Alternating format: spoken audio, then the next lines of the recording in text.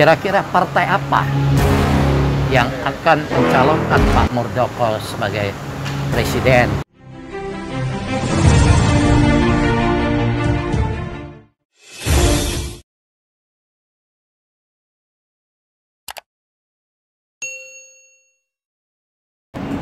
Halo teman-teman semua, selamat datang kembali di channel Cara Gue. Pada bincang santai kali ini kita masih ditemani sama pakar dan praktisi hukum di Indonesia, Mr. Jaya. Selamat sore, Mr. Selamat sore semuanya, apa kabar? Siap, Mr. Ini kita bincang santai soal tetap bahas politik kekinian, Mr. Karena saya baca ada semacam edaran beberapa hari lalu itu terkait dengan deklarasi calon presiden, yaitu dari Muldoko kalau tidak salah, Mister. Gimana pandangannya soal itu, Mister? Ya, saya juga ada membacanya. Kalau dari segi kapasitas dan kompetensi, Pak Muldoko itu tidak perlu diragukan lagi. Dari track record yang kita ketahui, beliau itu kan mantan Kasat, Panglima TNI, dan sekarang menduduki jabatan KSP, Kepala Staf Kepresidenan. Dan kedudukan beliau dan pengalaman sebagai Kasat, Panglima TNI, KSP, tentu beliau punya kompetensi, kapasitas, integritas, nasionalisme, patriotisme, dan penguasaan permasalahan domestik internasional yang sangat luas dan track record yang panjang. Apalagi pada saat ini beliau sebagai KSP. Kita tahu kan tugas pokok KSP itu kan mendukung tugas presiden dan wakil presiden menyangkut program-program strategis serta bagaimana mengkomunikasikan ya isu-isu strategis yang dihadapin oleh presiden, wakil presiden, serta pemerintah pada umumnya. Segala hal itu, aspek-aspek itu, aspek nasional maupun internasional, aspek militer, pertahanan, serta aspek politik dan lain-lain sebagainya. Dari segi itu, saya pribadi tidak meragukan kompetensinya.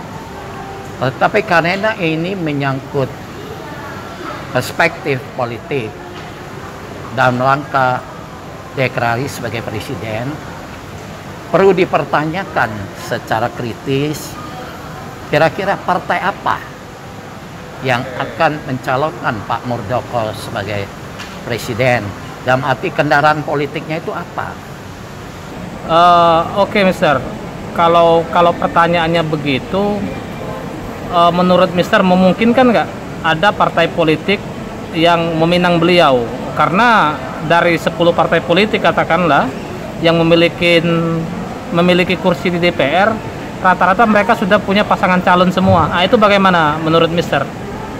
Kita tahu bahwa suatu partai saja untuk mencalonkan seorang figur sebagai calon presiden itu harus memiliki minimal 20% perwakilannya di parlemen atau DPR.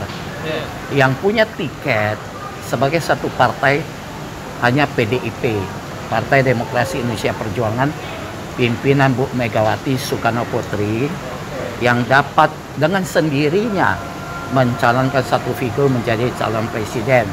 Nah, untuk partai-partai lain, partai besar lain seperti Golkar itu kan sudah mencalonkan Pak Erlangga, ketua umumnya sendiri, sebagai capres untuk yang akan datang. Dan Gerindra itu sudah mencalonkan Prabowo Subianto. Kemudian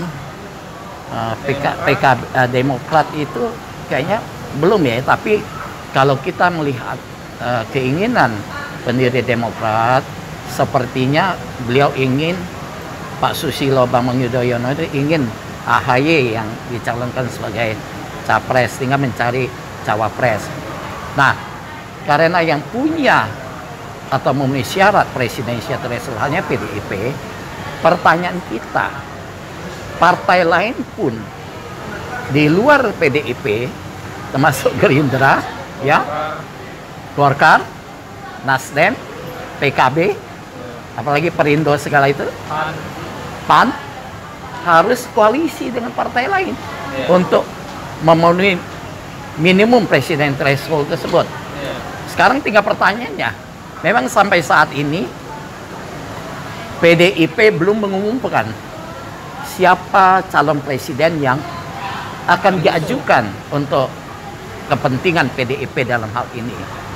Sehingga saya menduga apakah langkah dari simpatisan Jenderal Purnawirawan Muldoko ini semata-mata ingin test the water. Apa itu? Dalam arti test the water itu untuk melihat respons seberapa besar respon publik apabila beliau dicalonkan. Tapi kalau dengan keinginan massa yang demikian besar dari seluruh Indonesia, siapa tahu ada partai meminang beliau, terutama partai atau koalisi partai-partai kecil agar memenuhi presiden threshold, mencalonkan beliau sebagai presiden, serta nanti wakilnya tidak tahu dari mana, ya, ataukah PDIP. Nah, ini apabila responsnya baik dan magnitude bisa saja, tapi kalau tidak kan ini hanya test the water aja semata-mata sih. Oke, Mister, berarti dengan apa yang telah Mister sampaikan tadi itu kecil kemungkinan kemudian Pak Muldoko kemudian mendapatkan perahu di Pilpres 2024. Sekarang ini kami belum dapat membuat kesimpulan seperti itu. Kita harus lihat reaksi dari simpatisan dari Pak Muldoko, kemudian sejauh apa parpol-parpol besar maupun campuran dari parpol-parpol kecil itu yang memberikan respon positif terhadap pencalonan Pak Muldoko, atau istilahnya sejauh apa Pak Muldoko ini acceptable sebagai calon presiden untuk mewakili Pak. Karena kita ketahui bahwa saat ini kan tidak dimungkinkan calon independen. Nggak mungkin. Oke. Pertanyaan selanjutnya, Mister. Ini banyak sekali pertanyaan-pertanyaan dari teman-teman viewers di kolom komentar YouTube maupun secara langsung terkait dengan video Mister sebelumnya itu. Ya. Soal pasangan Prabowo Puan tak terkalahkan, kira-kira begitu judulnya kan. Nah, banyak netizen yang menanyakan apa memungkinkan duet Prabowo Puan ini terjadi, mengingat banyak masukan yang paling ideal itu Prabowo Ganjar. Nah, itu bagaimana tanggapan Mister soal itu? Ya, analisis yang kami lakukan itu kan yang pertama berdasarkan kekuatan partai politik, yaitu PDIP sebagai pemenang partai politik, pemenang pemilu sebelumnya nomor 1, perwakilannya di parlemen. Kedua, Gerindra dan Golkar bersaing gitu kan. Yang ketiganya ada pernyataan tegas dari Presiden Jokowi pada waktu HUT Perindo yang menyatakan bahwa ini saatnya Pak Prabowo menjadi presiden menggantikan beliau. Kok kami yakin bahwa sebagai seorang incumbent Pak Jokowi ini tidak akan asal mengeluarkan statement. Pasti mungkin sudah ada pertimbangan sebelumnya maupun pembicaranya dengan pimpinan partai-partai besar yang ada di Indonesia. Dan kalau Pak Jokowi sudah bikin statement seperti itu, kami pribadi yakin bahwa Bapak Jokowi dengan pendukungnya maupun mesin politik dari incumbent itu akan ikut membantu menggerakkan. Dan kemudian juga ada hal yang ingin kami sampaikan lagi. Kalau Prabowo serta Mbak Puan itu terpilih sebagai presiden dan wakil presiden untuk pemilu yang akan datang, dan kekuatan partainya yaitu PDIP dan Gerindra nanti tinggal ditambah partai pendukung lain, Mereka pemerintah dan hal eksekutif tidak akan mengalami kesulitan untuk melancarkan program-program pemerintah dan rangka terwujudnya visi misi bangsa kita ini sesuai dengan konstitusi UUD 1945. Begini juga, Mister, kalau kan politik ini kan kadang tidak bisa diduga juga. Kalau Mister menyampaikan bahwa duet Prabowo Puan itu yang ideal, anggaplah begini misalnya, gimana Mister melihat ketika misalnya duet Prabowo Ganjar dengan catatan misalnya PDIP ke Ganjar juga, dukung Ganjar, mencalonkan Ganjar, itu bagaimana menurut Mister? Ini kan pertanyaan Anda kan sifatnya asumsi atau berandai-andai. Yang namanya politik ya andai-andai juga. Oke. Harus dipertanyakan. Pertama, apakah Pak Prabowo bersedia mengajak Ganjar sebagai cawapresnya? Satu. Kedua, apakah penunjukan cawapres Ganjar untuk Prabowo ini akan disetujui oleh Ibu Megawati sebagai Ketua Umum PDIP? Terlepas dari itu semua, anggaplah misalnya PDIP secara keseluruhan internal setuju mendukung Ganjar. Saya tidak bisa menyatakan demikian. Maaf ya, saya tidak akan terpancing dari pertanyaan Anda. Karena apa?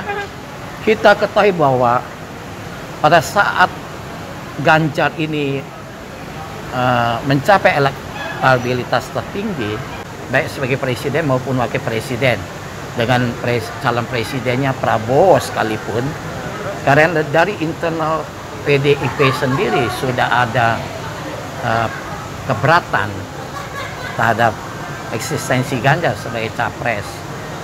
Misalnya kita ketahui bahwa salah satu ketua PDIP, Trimedia Panjaitan sendiri mempertanyakan apa prestasi Ganjar sebagai gubernur selama 8 tahun ini. Dan dia minta agar Ganjar ini fokus kepada penyelesaian masalah banjirop, masalah wadas. Nah, kalau salah satu ketua PDIP sendiri meragukan kapasitas kompetensi Ganjar Pranowo, bagaimana ketua umum PDIP Ibu Megawati Soekarno Putri akan menyetujui pencalonan dia baik sebagai presiden maupun wakil presiden? Saya dalam hal ini tidak mau berandai-andai. Oke. Berarti tetap menurut analisa Mister yang paling ideal Prabowo Puan. Tapi kalaupun Prabowo Puan, mungkin orang berpandangan kalau Prabowo oke, elektabilitasnya tingkat akseptabilitasnya tinggi. Tapi kalau Puan kan masih di bawah Ganjar dan bahkan jauh di bawah Prabowo elektabilitasnya. Hitungan-hitungan kami ini kan adalah kekuatan politik, satu, mesin politik. Secara kok kami yakin apabila Mbak Puan disandingkan dengan Prabowo, Presiden Jokowi akan menyetujui, maupun Ibu Mega. Dan dengan dukungan kekuatan politik, kekuatan di parlemen, serta dukungan incumbent Presiden Jokowi, kami kok yakin bahwa kemungkinan besar pasang Prabowo Mbak Puan ini akan memenangkan pertarungan di Pilpres 2024 ini. Kalau masalah pro kontra itu adalah hal biasa, rumlah di dalam dunia politik. Makin banyak pro dan kontra menunjukkan kesadaran politik di kalangan masyarakat itu makin tinggi. Ini hal yang biasa, ini alam demokrasi kok. Berarti menurut keyakinan Mister tidak ada pasangan yang paling tepat mendampingi Prabowo kecuali Puan? Dari sisi analisis ya, segala sesuatu bisa saja berubah karena apapun yang kita rencanakan maupun apapun yang kita asumsi itu bisa berubah berdasarkan kehendak Yang Maha Kuasa. Karena kita ketahui bahwa manusia boleh merencanakan apa saja, tapi Tuhan yang menentukan. Man proposes, God disposes. Ya, maksudnya kan cuma Puan yang hingga saat ini menurut Mister pasangan yang paling tepat dan ideal untuk mendampingi Prabowo? Ini permasalahannya tidak hanya ideal atau tidak. Permasalahannya di realitas politik yang ada. Ya, realitas politik hari ini berarti cuma Puan. Menurut kami yang paling tepat, menurut kami. Itu maksudnya poin pentingnya di sana. Berarti kan kalau Prabowo calon presiden, berarti calon wakilnya kan tidak ada yang paling tepat kecuali Puan hingga sampai saat ini, kan begitu kira-kira? Menurut kami. Oke, siap. Terakhir Mister, pertanyaan yang paling banyak ditanyakan juga, kadang kan masyarakat awam juga kadang bertanya itu, Mister ini kan pakar hukum, lagi-lagi saya ulang nih, praktisi hukum kan begitu. Kenapa kemudian bahas politik? Apa hubungannya hukum sama politik? Nah, begitu. Itu bagaimana respon Mister? Permasalahan maupun isu politik kan isu yang sangat seksi. Oke. Itu tidak bisa siapapun itu mengklaim dia yang paling berhak untuk membicarakan masalah politik. Menurut saya tidak hanya pakar, ahli bidang apapun atau lembaga survei, lembaga riset, bakal masyarakat awam pun boleh membicarakan masalah politik, perkembangan politik, tidak hanya di tempat yang mewah, di kafe, di warung-warung aja boleh. Tidak ada larangan untuk itu. Tidak ada larangan. Ya. Walaupun Mister seorang praktisi hukum atau pakar hukum sekalipun. Tidak berarti pakar hukum, ahli hukum, praktisi hukum hanya berkutat dengan masalah hukum. Terlalu naif. Kalau seorang ahli hukum hanya ngerti soal hukum, dia wajib memahami, menguasai ilmu-ilmu lain, terutama ilmu politik, sosiologi, ya, psikologi, dan lain sebagainya. Apalagi segala peraturan perundang-undangan kan lahir dari politik hukum pemerintah atau negara.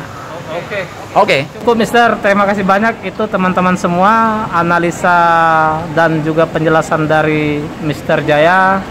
Semoga bermanfaat, dan bagi teman-teman yang tidak suka atau tidak setuju, tolong tinggalkan pesan di kolom komentar, dan kita ketemu Mister di video-video selanjutnya. Sampai jumpa. Sampai jumpa. Semoga semua itu bermanfaat bagi kita semua. Amin. Amin.